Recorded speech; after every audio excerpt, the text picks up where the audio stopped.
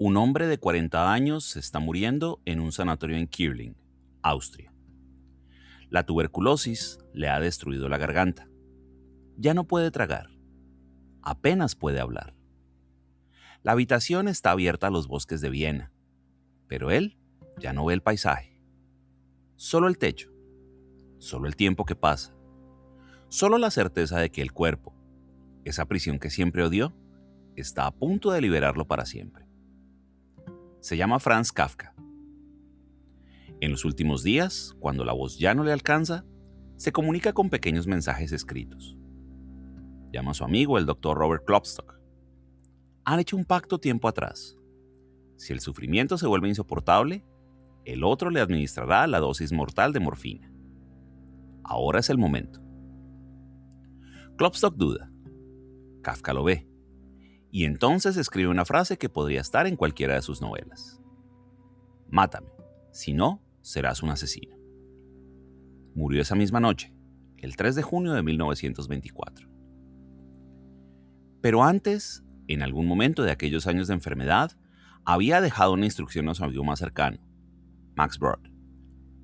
No una conversación informal, 2 notas escritas. En una, con lápiz grafito, decía: Querido Max, quizás esta vez sí que ya no me levante más. De todo lo que escribí, valen solo los libros: Condena, Fogonero, Metamorfosis, Colonia Penitenciaria, Médico Rural y La Nación, Artista del Hambre. Todo lo demás debe ser quemado. En otra, escrita con tinta, la orden era aún más categórica: quemar completamente y sin leer todo lo que quede de diarios, manuscritos, cartas ajenas y propias, dibujos, todo lo que se encuentre en mi legado. Max Brod no lo hizo. No lo hizo entonces, ni después, ni nunca. En lugar de quemarlos, los publicó.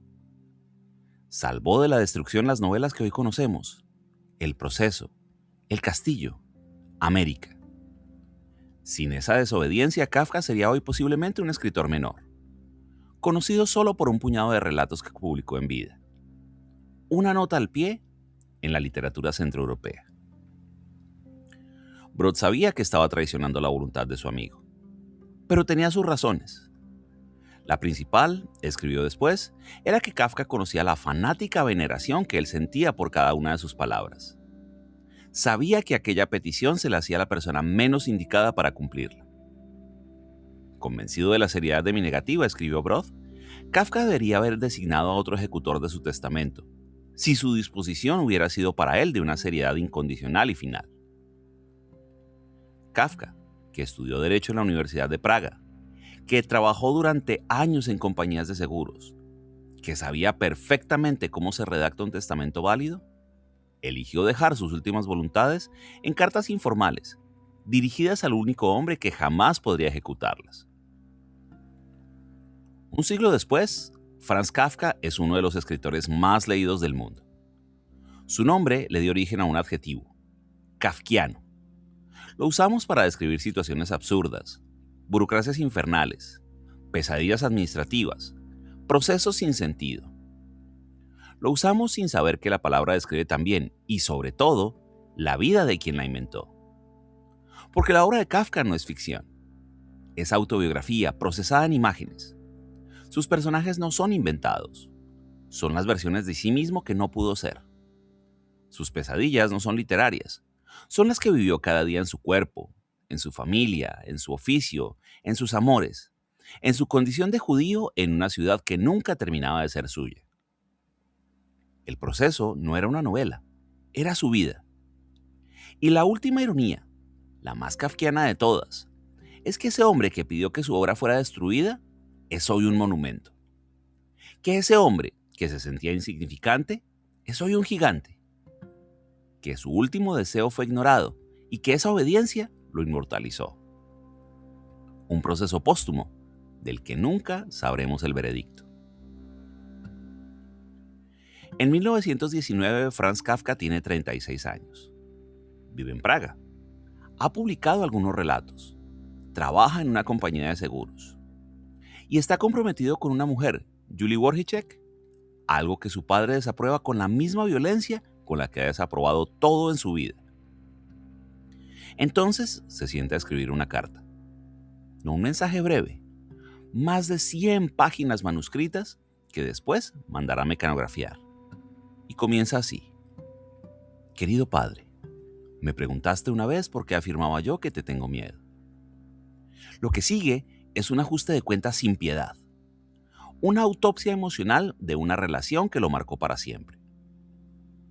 Kafka reconstruye una infancia de humillaciones. El episodio que más lo traumatizó. Una noche, siendo niño, se despertó con sed y lloró pidiendo agua. Su padre, Hermann Kafka, lo sacó de la cama, lo llevó a la galería y lo dejó allí solo, en camisón, con la puerta cerrada. El frío, el miedo, la certeza de que no importaba. Pasados algunos años todavía me atormentaba la idea de que aquel hombre enorme, mi padre, el detentador del poder absoluto, pudiera sin apenas motivo alguno aparecer en plena noche, arrancarme de la cama y sacarme a la galería, demostrando con ello lo poquísimo que yo le importaba. Esa frase, lo poquísimo que yo le importaba, es el centro de todo.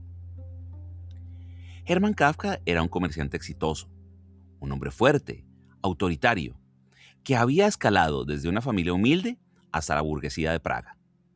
Frente a él, Franz era flaco, débil, poca cosa. En la playa, desnudos juntos a una caseta, Franz sentía que no era nada. Su padre lo miraba y él se encogía. El joven Kafka aspiraba a ser escritor. Su padre, despectivo, llamaba bicho al actor judío Isaac Lowy, amigo de Franz. Esa palabra, Ungeziefer, será la misma que use para describir en qué se convierte Gregorio Samsa. La carta no es solo un reclamo, es un intento desesperado de explicarse, de entender por qué no podía ser el hijo que su padre quería, por qué cada conversación terminaba en humillación, por qué el amor nunca llegaba. Bastaba con que yo mostrase algún interés por una persona para que sin la menor consideración a mis sentimientos ni respeto a mi opinión, te inmiscuyeras, prodigándole insultos, calumnias y humillaciones. Hermann Kafka nunca leyó esa carta. Su esposa, Julie, a quien Franz confió el texto para que se lo entregara, no se atrevió. Devolvió las palabras a su hijo sin decir palabra. Y Kafka se quedó, como Joseph K., en El proceso, con una condena sin delito, un juez sin rostro, una sentencia que nunca llegaba pero siempre pesaba. El escritor que llevaba dentro, el que transformaba el mundo en pesadilla, sabía muy bien de dónde venía esa voz. Lo dijo él mismo, de la tiranía de su padre procedía la temática de todas sus creaciones. El proceso no había empezado en un tribunal, había empezado en casa. En Praga, a finales del siglo XIX, llamarse Kafka ya era un signo de esa hibridez. Kafka significa cuervillo en checo. Su padre, Hermann, usaba un pájaro negro como emblema comercial. El hijo llevaba un nombre checo, escribía en alemán y era judío. Praga era entonces una ciudad trilingüe. Se hablaba checo, alemán y yiddish. Los judíos de clase media como los Kafka hablaban alemán en casa, pero con acento checo. En la calle, en la escuela, en los tribunales donde Kafka trabajaría, el checo era omnipresente. Él lo hablaba con fluidez, aunque siempre se sintió más cómodo escribiendo en alemán. Pero esa comodidad era frágil. Ser judío y escribir en alemán en Praga significaba no pertenecer del todo a ninguna parte. Los alemanes lo veían como judío, los checos como parte de una minoría alemana. Los judíos de Europa del Este, cuando los conoció, lo vieron como un occidental asimilado. En su diario, Kafka escribió una frase que resume esa fractura. ¿Qué tengo en común con los judíos? Apenas tengo nada en común conmigo mismo. Y esta es la quinta esencia de lo kafkiano: no pertenecer ni siquiera a uno mismo. Ser extranjero en todas partes, incluso en la propia piel. En 1911 algo cambió. Una compañía de teatro yiddish de Lemberg llegó a Praga y Kafka quedó fascinado. Se hizo amigo del actor principal, Isaac Lowy, y empezó a asistir a todas las funciones. Su padre despreciaba a esos actores piojosos, pero Kafka encontró con ellos una conexión con sus raíces que nunca había tenido. Ese encuentro fue un punto de inflexión, y poco después, en una sola noche de 1912, escribió El juicio, y luego La metamorfosis. La escritora Mónica Zgustova lo describe así. En sus novelas, Kafka previó lo que vendría. Su literatura fue profética. Praga no aparece directamente en sus libros, pero está ahí, deformada. Tribunales en barrios marginales, castillos en colinas inaccesibles, procesos que nadie entiende. La ciudad real, la que él habitaba, se convirtió en una pesadilla burocrática. El proceso no era solo contra el padre, contra el cuerpo, contra el trabajo. Era también contra la imposibilidad de ser permanentemente lo que se era. Judío, alemán, checo. 3 identidades que nunca terminaban de encajar. Como tantos de sus personajes, Kafka pasó la vida esperando que alguien le dijera por fin a qué tribunal debía presentarse. Durante años, Kafka trabajó en una compañía de seguros. Primero, en la Assicurazioni Generali, donde el horario era de mañana y tarde, un suplicio. Y luego consiguió un puesto en el Instituto de Seguros de Accidentes de Trabajo del Reino de Bohemia, una entidad pública que le permitía salir a las 2 de la tarde. Esas horas libres eran sagradas. Dormía un rato, cenaba y luego escribía hasta las 2 o 3 de la madrugada. Así, noche tras noche, desempeñando tareas burocráticas, deshonrando de esa manera la gran creación de Dios, el tiempo, anotó en su diario. Odiaba la oficina, pero la necesitaba. Le daba independencia económica de su padre, un salario, un lugar en el mundo. Y además la oficina le proporcionaba algo que la literatura no podía darle, la certeza de que existía un mundo exterior, aunque ese mundo fuera absurdo. En sus relatos, esa deshumanización se volvió metáfora. Empleados que trabajan sin saber para qué, procedimientos que nadie entiende, máquinas burocráticas que trituran individuos. Todo lo que veía cada día se transformaba de noche en literatura. Y luego estaba el otro enemigo, su cuerpo. Kafka se veía flaco, débil, enfermizo. Mi estado físico es un obstáculo capital para mi progreso. Con semejante cuerpo no puedo hacer nada, escribió en 1911. Dolores de cabeza constantes, jaquecas, insomnio. Los médicos no encontraban causas orgánicas. En su tiempo se hablaba de nervios, de histeria. Hoy se hablaría de ansiedad, de depresión. Entonces Kafka simplemente sufría y escribía sobre ese sufrimiento. La tuberculosis, cuando llegó, fue una liberación. Le permitió abandonar el trabajo, ingresar en sanatorios, dedicarse por fin a lo único que le importaba. El enemigo interior se convirtió en un aliado. Cuando Gregorio Samsa se despertó una mañana después de un sueño intranquilo, se encontró sobre su cama convertido en un monstruoso insecto. Es una de las frases más famosas de la literatura universal. Pero su fuerza no está en lo fantástico, sino en lo que viene después. Gregorio descubre que es un insecto. ¿Y cuál es su primera preocupación? ¿Su pérdida de humanidad? No, que va a llegar tarde al trabajo, que su jefe se va a enfadar, que va a perder el empleo con el que mantiene a su familia. La metamorfosis es muchas cosas. Una reflexión sobre la alienación, una pesadilla existencial, un cuento absurdo, pero también es la historia de un trabajador que se vuelve improductivo y por lo tanto deja de ser humano para los demás. La familia, que dependía de él, primero se horroriza, luego lo tolera y finalmente lo rechaza.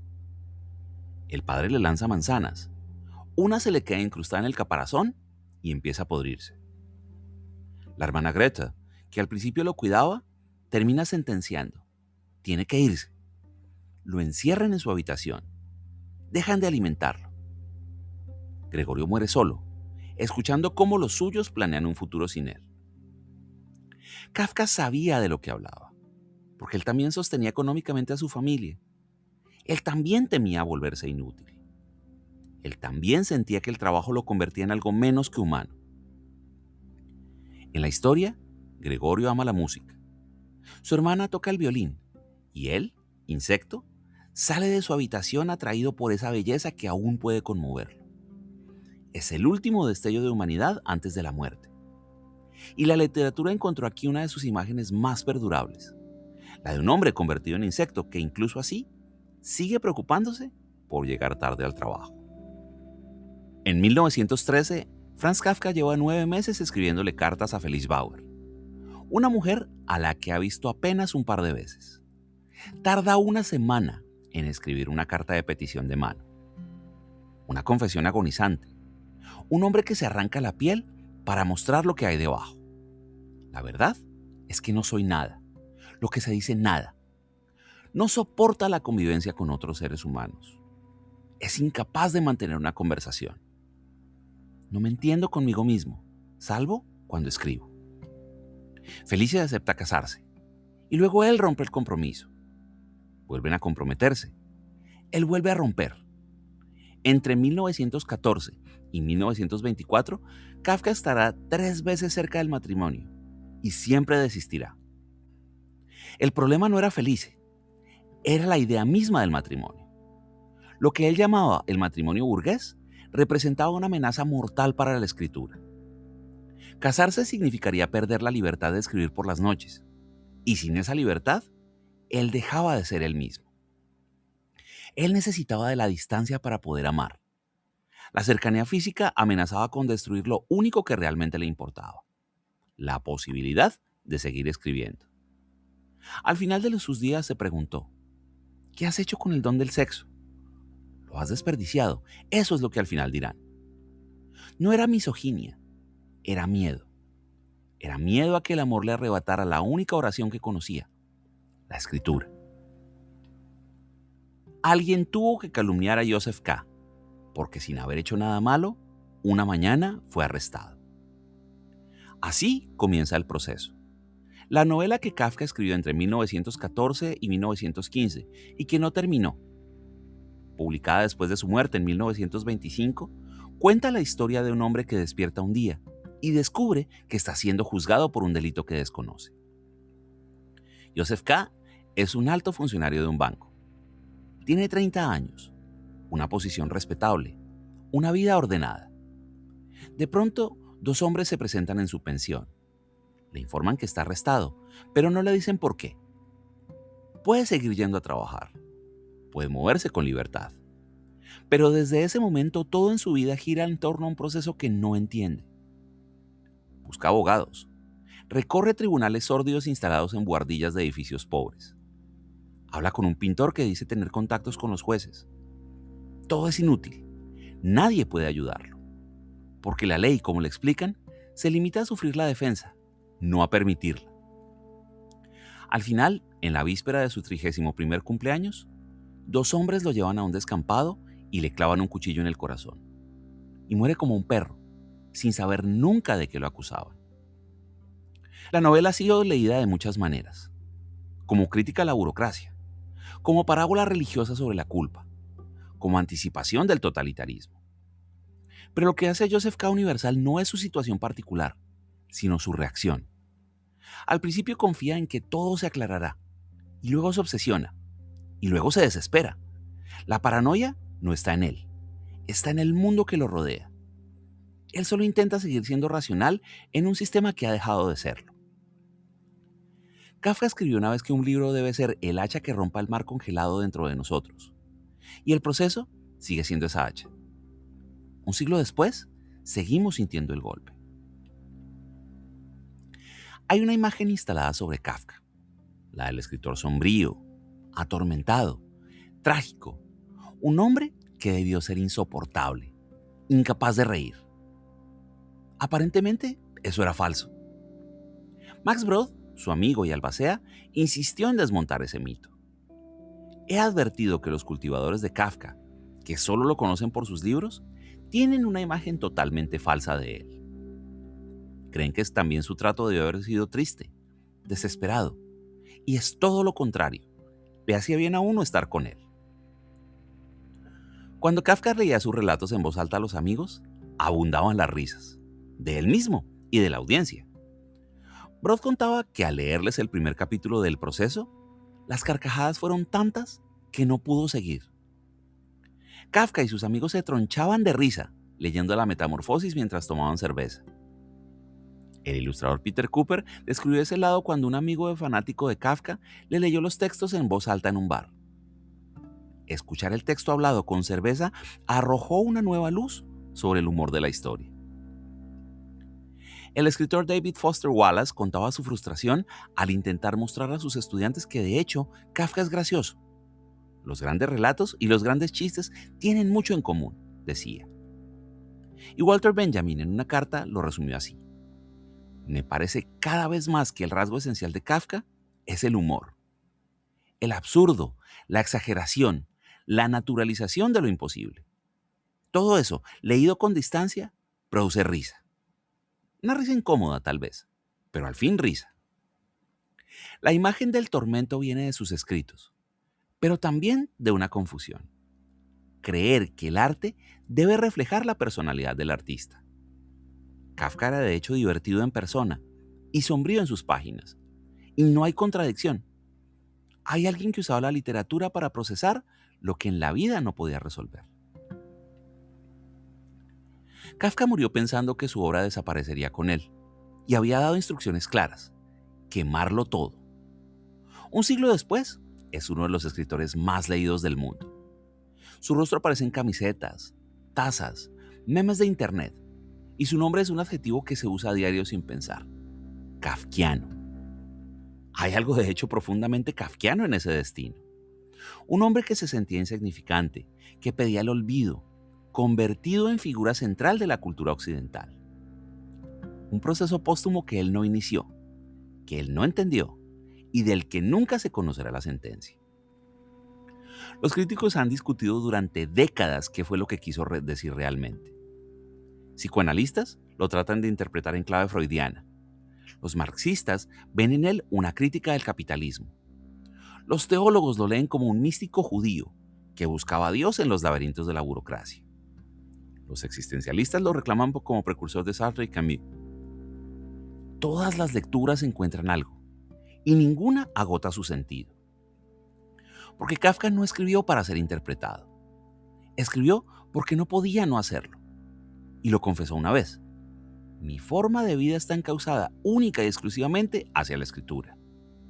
No hacia la publicación, no hacia la fama, hacia el acto mismo de poner palabras en papel. Esa entrega sin reservas, esa honestidad radical es la que hace que sus pesadillas sigan siendo nuestras. Un siglo después de su muerte, lectores de todo el mundo se reconocen en Joseph K., en Gregor Samsa, en el agrimensor que nunca llega al castillo. No porque Kafka explicara algo, sino porque mostró algo que no necesitaba explicación. El legado de Kafka no es un conjunto de respuestas, es un espejo que sigue reflejando preguntas. En sus últimos días, cuando ya apenas podía hablar, Kafka le pidió a Dora Diamant, la mujer que lo acompañó hasta el final, que al morir le bajara los párpados. Murió el 3 de junio de 1924. Tenía 40 años. Un siglo después, sus libros siguen abriéndose. En uno de sus cuadernos, Kafka anotó un aforismo: del verdadero adversario te viene un coraje sin límites. El verdadero adversario era él mismo. Su padre, su cuerpo, su oficio, sus miedos, su identidad rota. Y de ese adversario, paradójicamente, le vino la fuerza para seguir escribiendo. Para seguir siendo, hasta el final, el que no podía dejar de ser. Pero hay otra imagen, menos conocida, más inquietante. En sus diarios, Kafka escribió sobre un hombre que pasa la vida esperando una sentencia que nunca llega.